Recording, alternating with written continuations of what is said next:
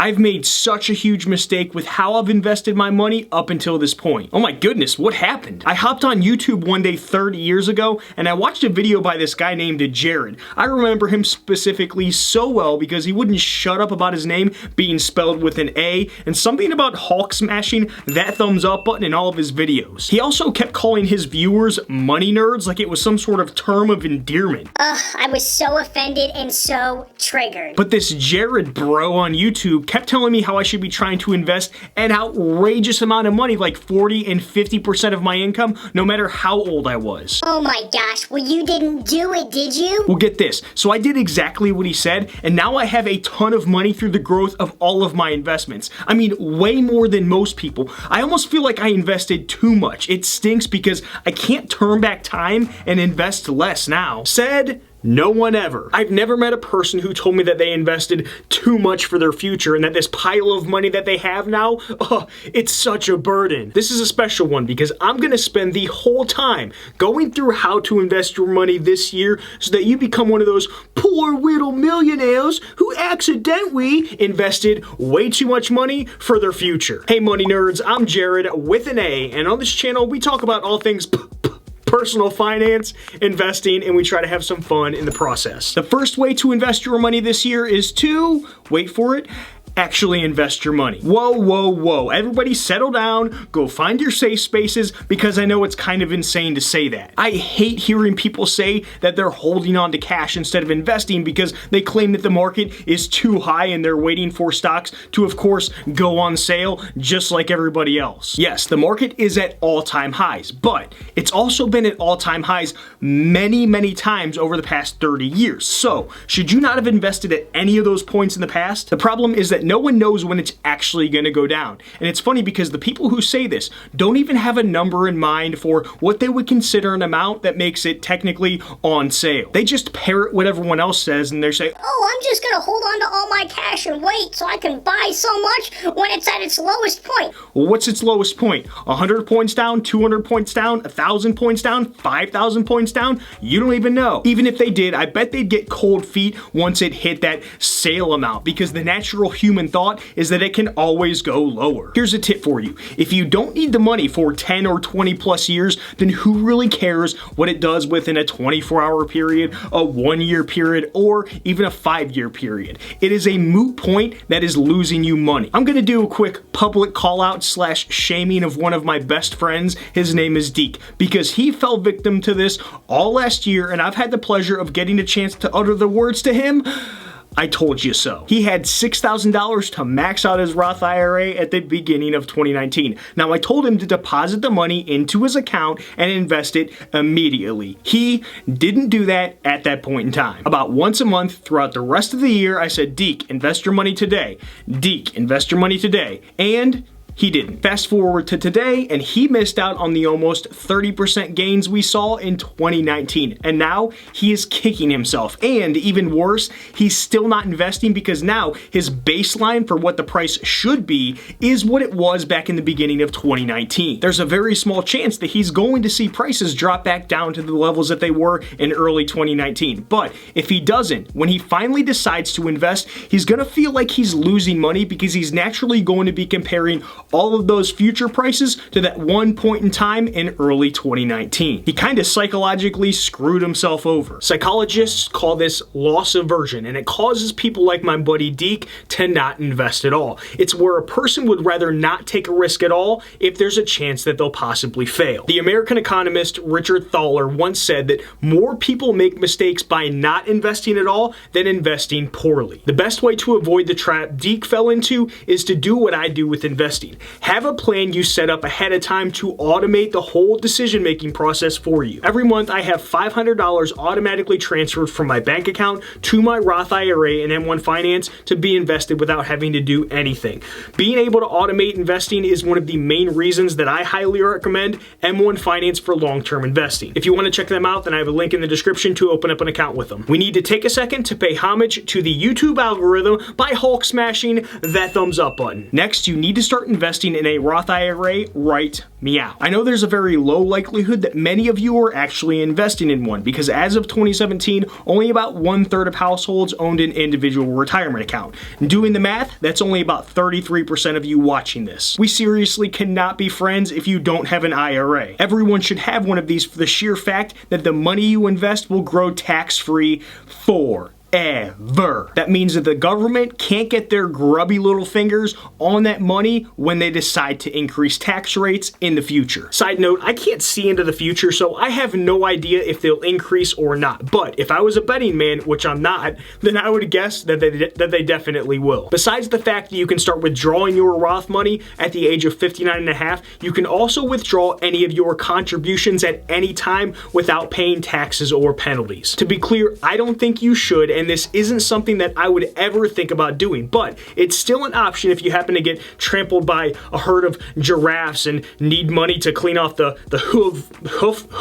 hoof marks from your body. Today, Jarrad, spit it out. I will not stop talking about the importance of investing in a Roth IRA until all of my subscribers have done this, so go open one immediately after this video so we can finally make our friendship Facebook official or Instagram official because I want to be friends with you, so please open one up. As I said before, I personally use M1 Finance for my Roth IRA, but do not feel obligated to use them. As long as you just start investing, then honestly, that is all that I care about. In the comments below, let me know what your investment of choice is for this year. The next way to invest your money this year is to pay a little extra towards your mortgage every month. This never crossed my mind as something I would ever do until a couple of months ago. One of my buddies, JJ, who was another YouTuber here that makes personal finance and investing videos, suddenly got laid off from his job. Now, he has a wife, a son, and a baby on the way that relies on him bringing in money every single month. After he lost his job, he and his wife decided that they wanted to pay off their mortgage early to make them feel a lot more comfortable financially. If I recall correctly, before this, I don't think he was interested in paying it down early, but after this life-changing event, he decided that the peace of mind was way more important than any higher return that he could get by putting that extra money into something else. For me, I still don't plan on paying off my mortgage early for a couple reasons. Number one, I have the luxury of a very low monthly payment because when I bought the house that I live in, I chose to spend below my means, so I wasn't a slave to those monthly payments. I just don't buy things to impress people like you. Now don't get me wrong, I like you,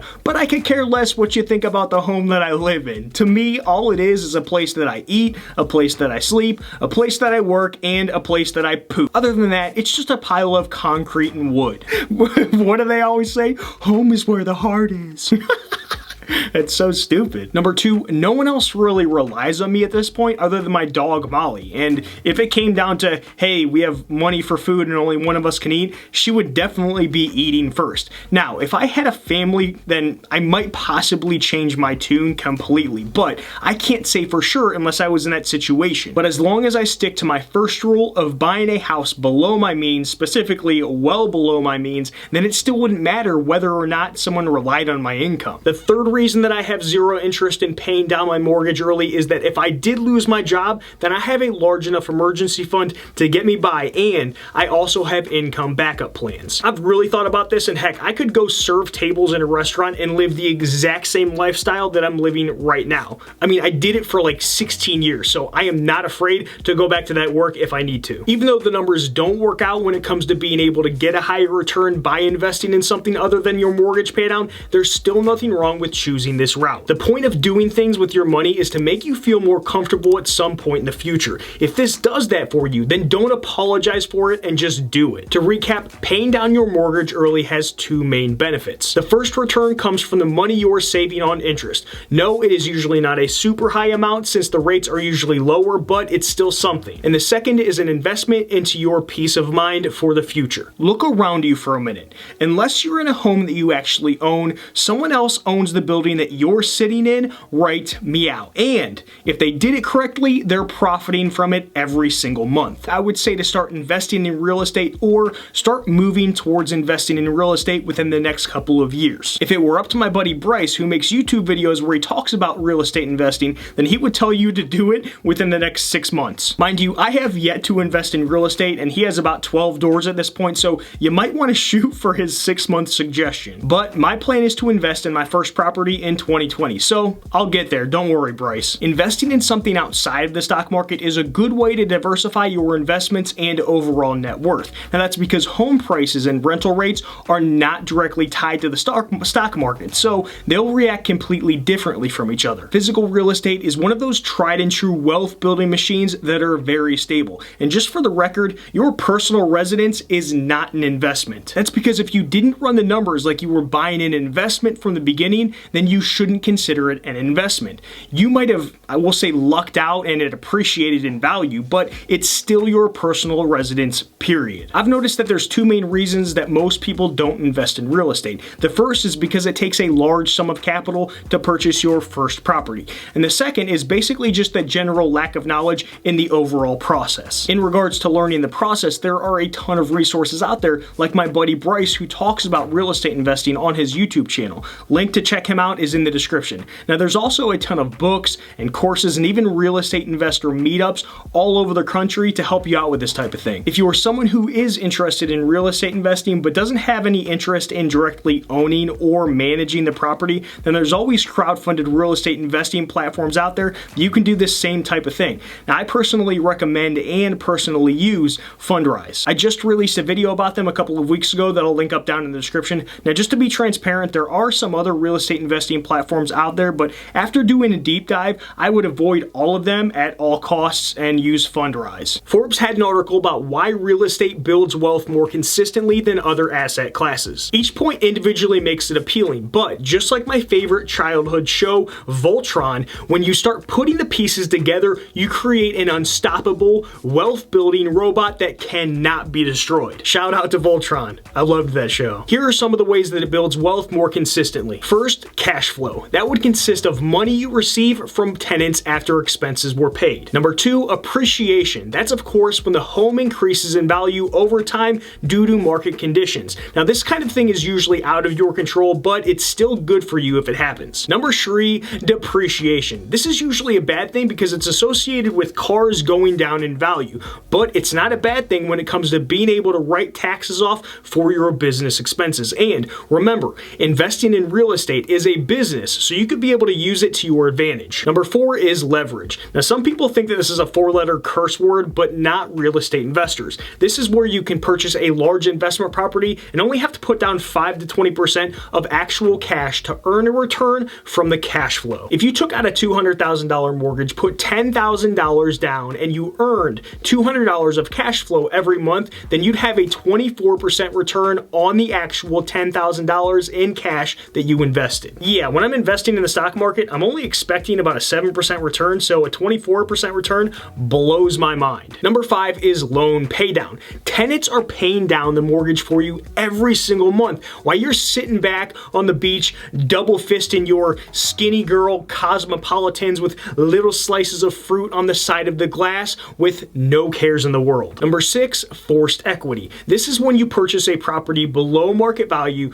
do some upgrades like a kitchen upgrade that maybe costs you, we'll say $5,000 out of pocket, but increases the value of the home by $10,000. You just did something smart and forced additional equity in that property. Spend $5,000 on the upgrade and get a $5,000 return automatically. I put together some videos here to your left that would be perfect for you to watch next. And in the comments below, let me know your investment of choice for this year. In the description of this video, I have more resources and playlists to help you out with all of your personal finance and investing needs, including the free investing platform guide that I put together for you. I'll see you in the next one, friends. Adios.